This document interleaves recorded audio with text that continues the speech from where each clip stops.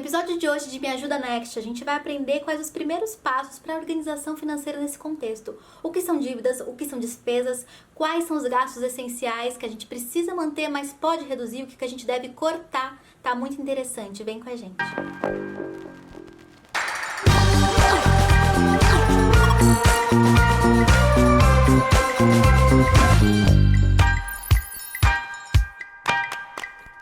Eu tô aqui de novo com o Anderson, um instrutor de finanças pessoais da Universidade Corporativa Bradesco, para tentar ajudar a gente nessa. Pois é, Anderson, é impossível a gente não ficar preocupado com a ideia se o dinheiro vai durar ou não o mês todo. Nesse sentido, como é que a gente diferencia dívida de despesa? Legal, excelente pergunta. As pessoas costumam confundir as duas coisas achando que é a mesma coisa. O que seriam dívidas? Seriam valores que as pessoas pegaram de algum banco ou de alguma empresa para compra de algum bem que ela não conseguiu com a renda que ela tinha normalmente. Então isso nós chamamos de dívida. E despesas são despesas de luz, água, telefone, gás, as despesas normais que as pessoas precisam pagar mensalmente para poder sobreviver. E Anderson, isso tem muito a ver com a pergunta enviada pelo Daniel e pela Juliana. Eles perguntaram se esse é o momento de realmente rever alguns gastos e colocar o pé no freio daqueles que não são essenciais. Daniel e Juliana, a gente sabe que no nosso dia a dia nós temos as despesas que são consideradas as essenciais, aquelas despesas do nosso dia a dia que dificilmente a gente pode cortar. E tem aquelas despesas que são, a gente fala de necessárias ou até supérfluas, dependendo do tipo de despesa e como eu lido com aquela despesa. São aquelas despesas que a gente tem e que a gente tem a impressão de que elas nos trazem uma qualidade de vida. Nem sempre é impressão, na verdade é real. Essas despesas você consegue sim olhar para elas com muita calma, em família, e ver o que efetivamente neste momento eu consigo abrir mão. Como foi muito bem colocado na pergunta do Daniel e da Juliana, o que eu consigo abrir mão? Na verdade, essa pergunta é muito pessoal.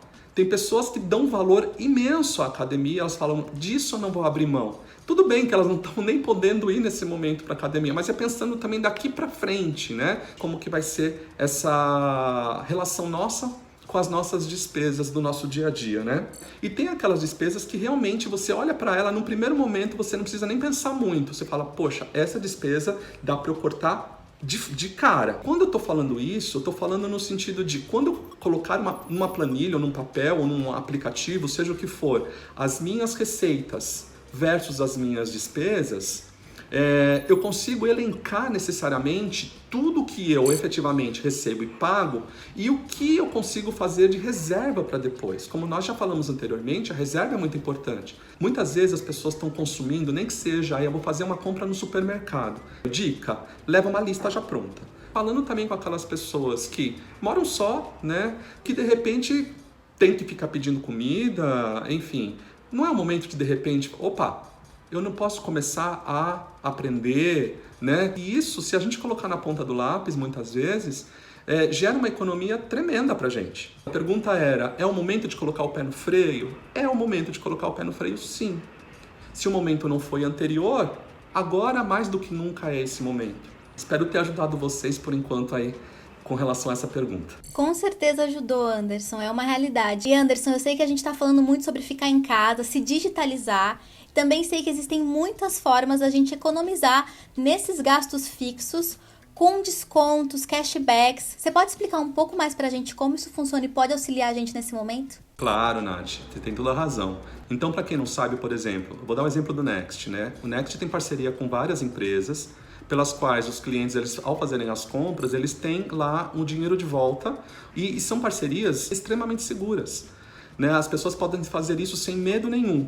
A gente até chama esse tipo de sistema de cashback, que é literalmente tem o seu dinheiro de volta. Procurem, pesquisem as empresas que têm esse tipo de parceria, porque é uma forma de você, quando você colocar as despesas no papel, você observar, poxa, eu gastei R$100, mas neste gasto eu tive um cashback ou meu dinheiro de volta de 10, de R$20. Fazendo esse tipo de coisa, você consegue ver que com essa economia facilita muito a sua vida. E Anderson, é legal falar que além do cashback em várias lojas online, o Next também tem muitos mimos em alimentação, entretenimento, educação e várias outras categorias que vão te ajudar a economizar muito dinheiro. A gente vai dar tchau por hoje, mas com certeza se vê no próximo episódio para você ajudar ainda mais a gente nesse momento. Eu que agradeço, Nath, essa nossa conversa. Foi muito bom poder contribuir de alguma forma com vocês. E fiquem de olho, pessoal. Vem aí novos episódios onde a gente vai estar junto falando sobre educação financeira, tá bom? Até lá! O momento é tenso, mas a gente vai sair dessa. O importante agora é ficar em casa, se higienizar, seguir as orientações da OMS e, se precisar sair, tomar todos os cuidados possíveis. O Next está de olho nas redes sociais para pegar as principais dúvidas de vocês sobre educação financeira, e o próximo episódio está muito importante porque a gente vai falar sobre boleto, né? Um problema geral da população, porque eles não param de chegar e a gente vai entender o que fazer com eles. Eu te espero lá, até o próximo.